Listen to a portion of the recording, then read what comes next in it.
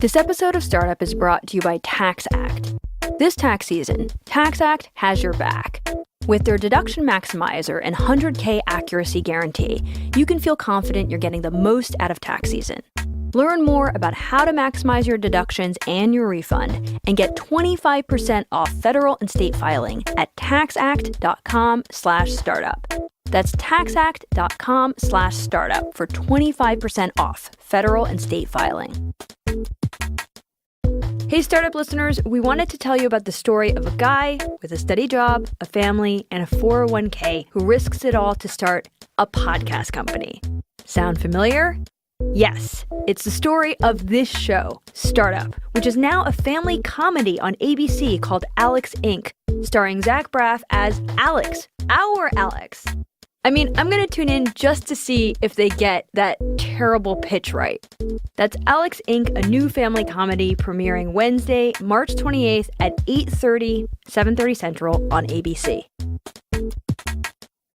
Hello, I'm Alex Bloomberg. Welcome to episode 3 of our 5-episode mini binge, where we play you some of the best startup episodes as chosen by our listeners. In the last episode, me and my new co-founder, Matt Lieber, successfully divided our imaginary company. Things were looking up. We were getting ready to launch our first podcast series, this very podcast series you're listening to right now, Startup. But we still had a problem. We had never really settled on a name, which brings us to the episode you're about to hear right now, how to name your company. Enjoy. I'm Alex Bloomberg, and you're listening to Startup, the podcast miniseries documenting the launching of my podcast company. It's the business origin story you never actually get to hear, set down in real time. The most honest and transparent account I can make about something that happens every day in this country, but we hardly ever see firsthand, starting a business. You're listening to episode 5. If this is the first episode you've heard, you might want to go back and listen from the beginning. But just to recap, previously on Startup, things were starting to look up for my co-founder Matt and me. We had investors, money in the bank. Okay, so should we do like check the account balance? Let's do it. $385,000. But there was still a problem. When I went to California to pitch my idea, a network of podcasts focusing on narrative journalism and storytelling, to an investor named Matt Mazzio, one of his main comments was about that name on our debit card, the American Podcasting Corporation. I don't love the name. It's like this funny sort of callback to the old media times when like it was ABC and CBS. You know what I mean? APC. No, I get it. Okay, one man's opinion, but I was starting to learn an opinion that was almost universally shared. Here's just a partial list of the people who also hated the name APC. My wife, many of my friends and colleagues, several investors, and my co-founder, Matt Lieber. I don't like it. I love podcasts, and if you listen to podcasts, then you think it's a great name. But if you don't listen to podcasts, it just sounds like, oh, this is a company that does something that's difficult. And so I don't think we should embrace the legacy technology that even we acknowledge is not going to continue to exist. It's an off-putting name. There's that word in there, podcasting. Matt's point is that by naming ourselves American Podcasting Corporation, we're throwing our lot directly into whatever association people have in their minds about the word podcasting. He thinks we need a name that sets us apart, and we need it sooner rather than later. Money is starting to come in. We need a name that we can both agree on. And so we've gathered in Matt's backyard to brainstorm. It's late afternoon on a summer weekend, and we're in a good mood. We might be a little drunk, actually. We sound a little drunk. Compared to pitching investors or negotiating our equity split, brainstorming a name seems like fun. And listening back to this tape, we sound so innocent. We had no idea the anxiety, the cost, the time we would invest in coming up with a name. To kick us off, Matt read from a list of ideas that we'd both sent each other beforehand. The names here are Resonance, Storytone, Cream. Most people are grossed out by that name, but I like it. Cream is, we can't name it Cream. Cream is. Let me just say something about Cream, because I like Cream because it's rich. I like that we're both explaining our bad ideas. Go ahead. Flowing. It's high quality. It's the top quality. It's comfortable. It feels like home. So I like Cream. Cream top, cream tone, top tone, tone ship, cap You tone. might be noticing a theme here. Tone-based names, that was Matt's version of American Podcasting Corporation. What about tonalist? I just don't get tonalist at all. Like, I feel like I don't, like, there's, I feel like tonalist, first of all, it's named after a horse. California Chrome on the outside. Tonalist commissioner. Well, You think people will catch on? no, I mean, it happens to be the name of a horse. It's not named after a horse. And Tonalist got there. Tonalist has won the Belmont Stakes. He has defeated. We were discovering distinct preferences in naming. Matt was more comfortable with a short, sleek, evocative name that might be right for a tech firm. I was more partial to Baroque, twee throwback names, more Brooklyn-based artisanal pickle company. To shake us out of our rut, we decided to resort to other languages. Matt went on Google Translate and started looking up words like audio and story and hear in various foreign languages, Italian, French, Hungarian. And then we hit on Esperanto. All right, so I think Esperanto is going to help us here. Esperanto, the utopian dream of universal language, developed in the late 19th century to, according to Wikipedia, transcend nationality and foster peace and international understanding. What could be more perfect as a basis for our name? We went on an Esperanto binge. Talk in Esperanto, discuto, a little weird. Honest, honestan, sounds like a Central Asian republic. Companionship, kunoleko, a little hard to pronounce. But then we found it. Orello, I like Orello. What is Orello? That's ear in Esperanto. I don't know, I think I like the sounds. Oral. It sounds like oral. It also sounds like Oreo, which everybody has good feelings about. Orello. Of all the Esperanto words, I like Orello. Orello is very pleasing. Orello. 1, 2, 3, 1, 2, 3. All right. Later that night, I ran our new name by my wife Nazanin. Orello. Orello? Orello. What is that supposed to mean? Well, it's ear in Esperanto.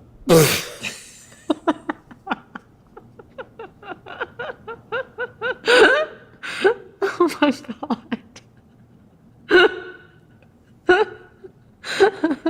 That's so dumb. That's so dumb.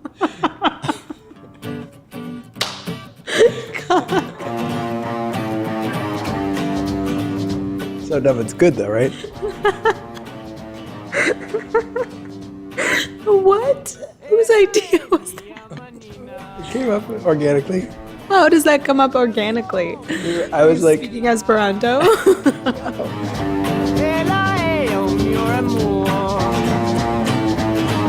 Nazanin was not alone.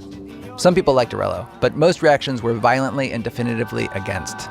For most people, it called to mind the word oral, which is not a positive association. It's something gross, icky, and moist. In other words, we were back at square one. What we thought would be a simple summer afternoon exercise was turning out to be much more difficult. And time was ticking. Our company needed a website and a domain. We needed email addresses and business cards and a logo and a visual identity. And before we could do any of that, we needed a name.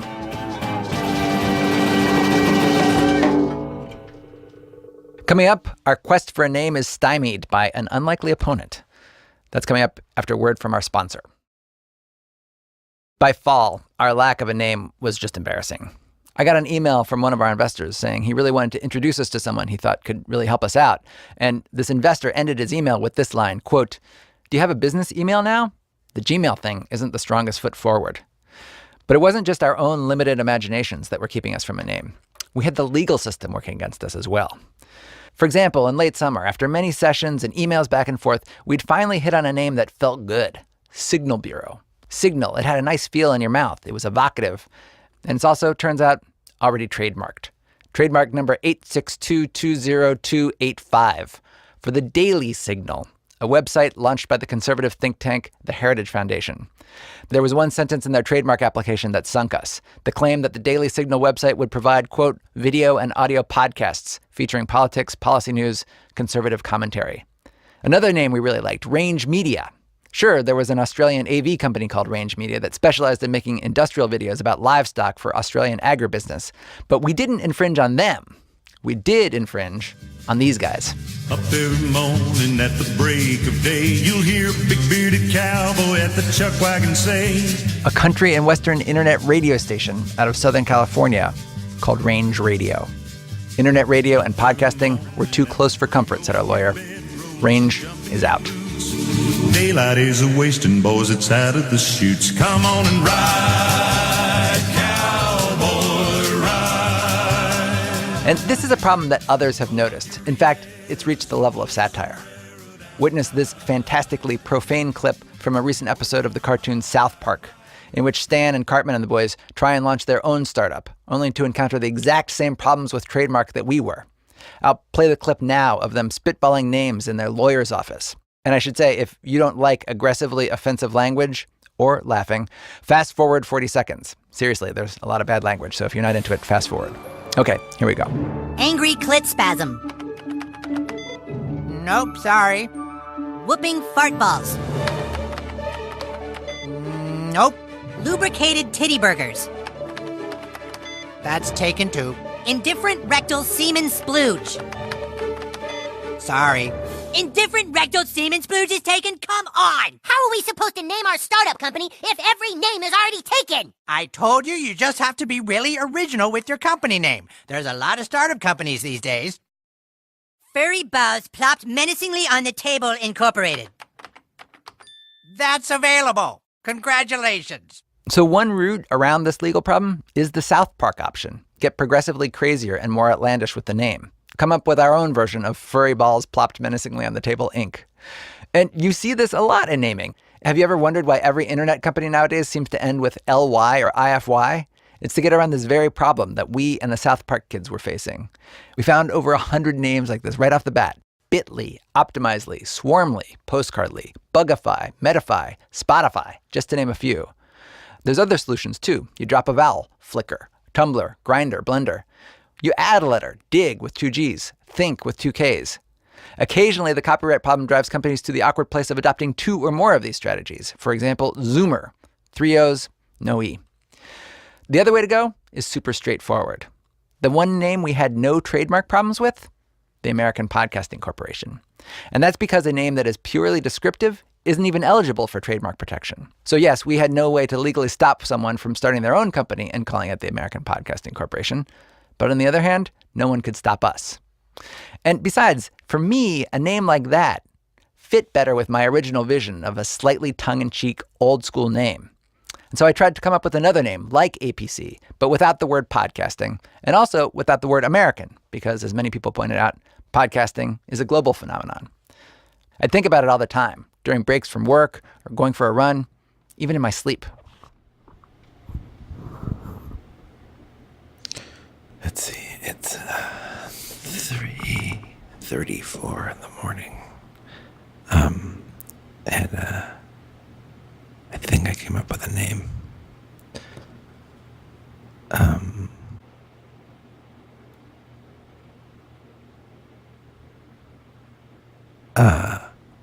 I think I came up with a name.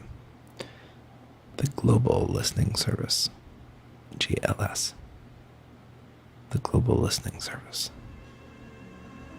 Global Listening Service. I like it. Listening back to this tape, I hear that arc that by this time was depressingly familiar.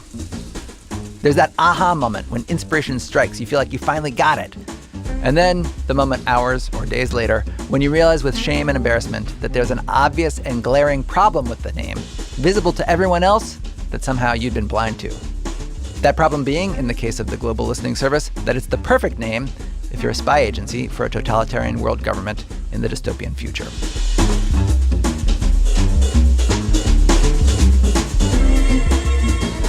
Matt and I were getting a little desperate. We needed help. And so we went to an expert, a naming firm called Lexicon.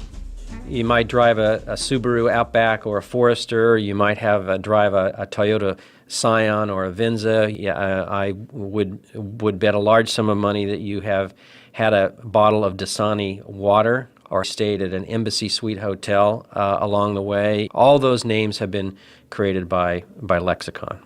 This is David Placek, founder and president of Lexicon, and he recited just a few of the names that you've heard of that Lexicon has come up with. There's also a little laptop computer called the PowerBook. That was Lexicon. The BlackBerry phone, also Lexicon. The chip that runs a huge percentage of all the world's computers, the Intel Pentium, Lexicon came up with that too. They agreed to help us come up with our name and waive their usually quite hefty fee. In the interest of transparency, I should say, I assume they did this because of the publicity this story might generate for them, but we never talked about it explicitly. We just said, we love your help. We can't pay you. Do you want to do it anyway? They talked us through their philosophy of naming. A good name, said David Placek, is an opportunity to distinguish what you're doing from what everyone else is doing. In the best cases, it redefines a whole category. Before Pentium, for example, microprocessors didn't really have names, just numbers. The 286 or the 386. Calling that chip a Pentium elevated it to a new status. David and his team, which included a trademark lawyer and a linguist, took us through their process, asking us what words we felt epitomized our company, what our values were, where we saw the company after 5 years, after 10. And then they said, okay, we'll take all this, go back, and come up with a list of names for you. We'll also do a preliminary trademark search and present you with a list of contenders. And then about a week later, David Placek met with us in New York and gave us the list of names they'd come up with. After a brief preamble, he launched right in. So here's the first one. It's a pretty simple one. It's called About That. Okay, it's just 2 words put together. We're modifying everything with media because I think that elevates you guys, right? And so here's this, hey, welcome to the Wednesday night edition of About That. It tells people that there's a subject here that's going on. Then the question is this distinctive enough? Okay. So here's the second one. It's a daily pitch. To set the scene, we're meeting in the New York Athletic Club, one of those old school, old money New York institutions. They won't let you in if you're wearing jeans. We're in an oak-paneled conference room. Out the window, you can see Central Park across the street. And I'm a little nervous about the first couple of names David throws out. They're a little corporate. I'm worried, is this whole process too corporate for us? We're not P&G. We're not Intel. Are these names going to be too stuffy, formal? David continues through his list. There were tone-based names, high tone, fresh tone, home tone, true tone. There were plays on media, media curve, media spike. There were invented names, what David calls coined names, Sovo and Voke. Nothing was feeling right.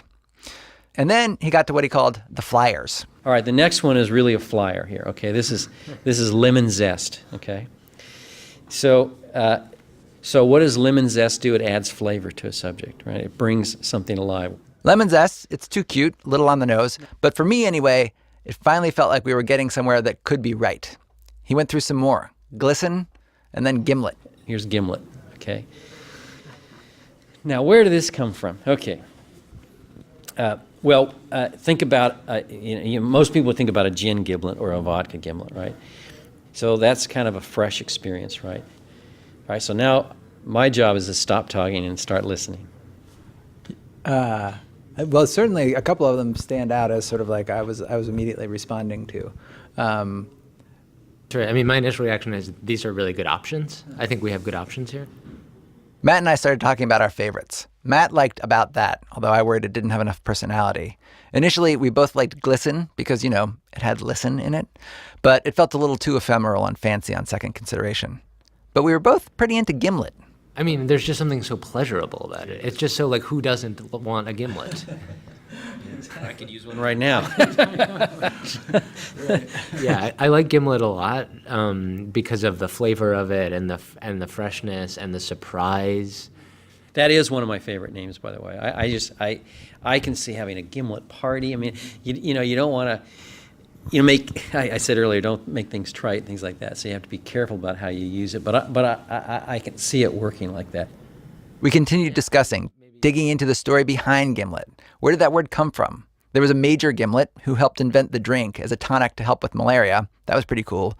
And the more we Googled, the more right the name felt. For example, the phrase gimlet-eyed. The expression gimlet-eyed first appeared in print in 1752, and the idea of a piercing or sharp glance. So gimlet eye is a piercing or sharp glance or observation. Came from the fact that a gimlet, circa 1420, is a small, sharp woodworking tool with a screw point and cross handle for boring holes. So it has passed into an adjective adjective describing sight, understanding, acute, sharp, piercing. I mean, that's so great. That's what we're trying to do. That really is what we're trying to do. By the end, we achieved consensus. I looked over and saw Matt staring at his phone. After a minute, he looked up and said, I just bought the domain name gimletmedia.com. Then we all went to the swanky New York Athletic Club bar and had a round of gimlets. Lime, sugar, and gin. They were delicious. And I wish I could tell you that what happened next was easy, but it wasn't, mainly because of me and my tortured relationship to the naming process. On the way home, doubts already started to creep in. Was it right to have another company name our company? Did that somehow violate the spirit of starting your own company? I went on a flurry of rethinking, talking with everyone I could, frantically coming up with alternatives to Gimlet. The next day I came into the office and told Matt it just wasn't right. We couldn't do it. Having a professional firm name our startup. We needed a more organic path. I thought Matt was going to cry. This is a good name, he said. We like it. And more to the point, Lexicon already did a very time-consuming and expensive trademark search for us. But I couldn't stop waffling and second-guessing. What finally calmed me down was a visit to my old workplace, the Planet Money offices. I was there on business, and I roped my old friends and colleagues Kwok Trung Bui, David Kestenbaum, and Jacob Goldstein into talking through my anxieties with me. I gathered them around, and I told them the name. Gimlet. Sure, easy to spell. Sounds kind of like Mad Men, sexy. I'm okay with Gimlet. At the time, when we came up with it, we were like, that's the one, Gimlet. It's got it's simple but sophisticated. It's it had all these associations, easy to say. It sounds like fun. But then I was feeling like if it's going to be sort of like a random association nonsense word, it feels lame to have somebody else come up with it. Oh, but that doesn't matter. Who came up with it is the past, right? Once your company is a company, it's going to be great, and it's just going to be the name, and nobody's going to care who came up with it. And if your company fails, it won't matter either. I know that to be the case, but it also feels like I have a gigantic pit in my stomach in a way that this feels like high stakes, the way nothing else has felt. Here's the thing. Tumblr is weird, but I don't even think about what it means or whether it's weird or not or whatever. I just think of it as the thing, right? The emptier it is, the better it is. It can be anything you want. So he's in the point. Jacob's right. As long as it's empty. Yeah. Gimlet's a blank screen. You project whatever you want into it. Right now, you're projecting your anxiety about naming it, but once this show goes up, it'll just be what your company is. Do Gimlet. Do it. So there you are. We still had to pay almost $2,000 to do a full trademark search. This time, the results came back clear. We are now Gimlet Media. If I'm honest, I'm still getting used to the name. And maybe you hate it. Maybe you love it. But our job, replace the Gimlet Media that's in your mind right now with the Gimlet Media that we're going to build.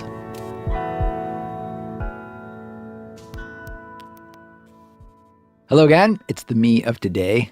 Man, is it weird listening back to those old episodes. Welcome to the After Show. On this one, we're going to answer another question from a listener. A listener who told me that when she heard the episode that you guys just heard, it was sort of a pivotal moment for her. Hello, this is Rohana. Hi, how are you? Alex, it's very delightful to talk to you. Likewise. Rohana Wise is the founder and CEO of Wise Trading Technologies, which offers currency risk protection for investors. She was starting her company around the same time we were starting Gimlet. And she was listening to the episode you just heard about us naming Gimlet, while she was trying to name her own company. That episode was kind of a turning point for me that we decided not to get fancy with our name. Oh. And we're just Wise Trading Technologies, which is my last name. So why did you name your company after your last name? Because, it's a good last name. It's a reasonable name for a company anyway. Uh-huh. But because I couldn't come up with anything, I listened to your episode, and there was that scene where you suggested something and your wife just bust out laughing. That was the moment for me. I was like, people need to stop getting fancy. Just pick a name. Aurelio. Aurelio, yes. Aurelio. Yeah, that was what, yes, exactly. That was, Esperanto for ear. Yes, I remember there was some explanation.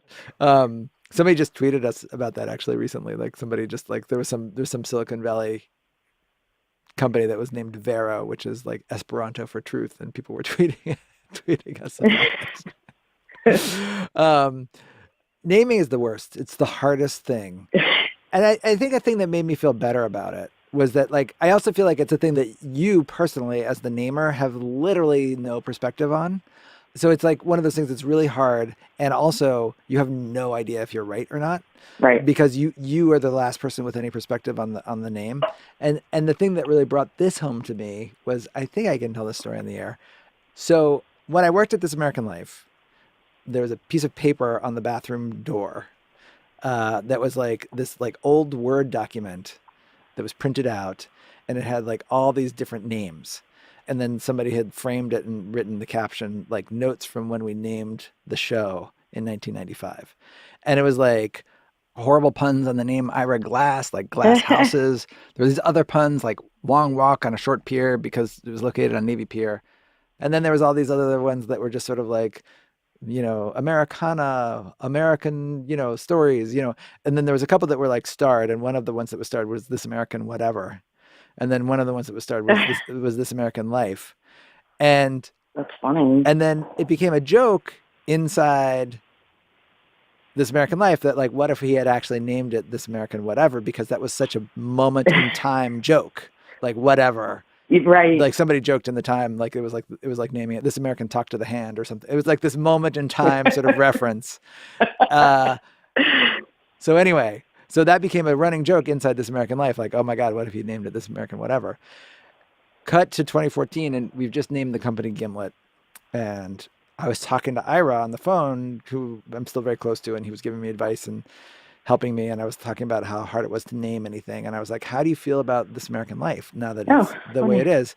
And he was like, and he literally, in all seriousness, he was like, I really still wish we'd named it This American Whatever. And I was like, are you serious? He was like, yeah, I really like that name. I really fought for that name. And I was like, oh my God, that is the worst name. That would have been such a bad name. This American Life is such a much better name. This is a man who's like built his entire career on his like taste. He's like makes good aesthetic decisions.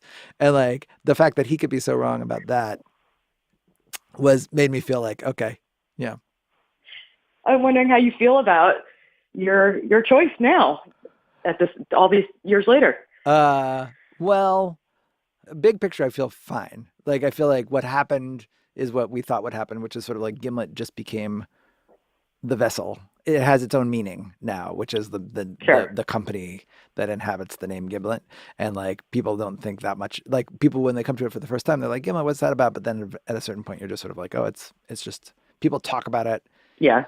It became real. And I remember after we named it, I was really, really nervous about it. And then all of a sudden, like the next day or two, people were using it in conversation. And somebody was just like, oh yeah, well, you know, where do you work? I work at Gimlet. What are you doing? I'm calling from Gimlet. And just like hearing people use it, it was just like, oh, I guess it's now a thing. It's you know, and it became very normal very quickly. So I guess what I'm saying is it became a thing that I almost entirely stopped thinking about almost immediately. Yeah. Like once the decision was made that's funny. and it became a thing that was in the world, it just is. And there's no going back.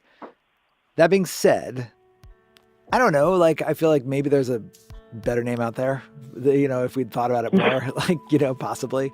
But at this point, it's like, I wouldn't change it, you know, because like we're Gimlet. Well, now. no. Like that's who we are. So, yeah.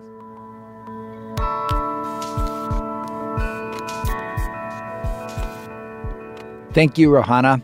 That is it for today's After Show. Next up, the 4th episode in our 5-episode mini binge drop, where our young fledgling company faces its first major crisis. Check it out. The After Show for this episode was produced by Luke Malone. It was edited by Devin Taylor, Annie Rose Strasser, Lisa Chow, Molly Messick, and me. Andrew Dunn mixed the episode. The episode How to Name Your Company was produced by Caitlin Roberts. The music was by Build Buildings and Mark Phillips, who also mixed the episode. Editing help by Julia Barton. Hey, Julia. To subscribe to StartUp, go to Apple Podcasts or whichever app you like to use.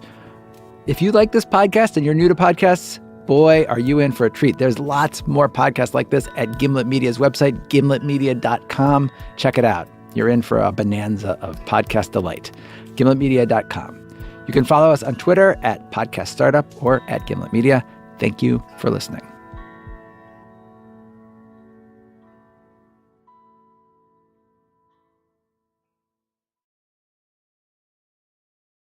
Hey listeners, if you like Startup, I think you might be interested in this other show. Can you imagine being criticized in front of your whole company and liking it? Find out on Ted's new podcast, Work Life with Adam Grant. Each week, Adam takes you behind the scenes at some of the world's strangest companies to help you see the mind at work in a whole new way. You'll get the inside story on The Daily Show, the space station, and other extreme work cultures that just might hold the surprising secret to happiness at work. Find out on Work Life. That's one word without a space, and you can subscribe wherever you find your podcasts.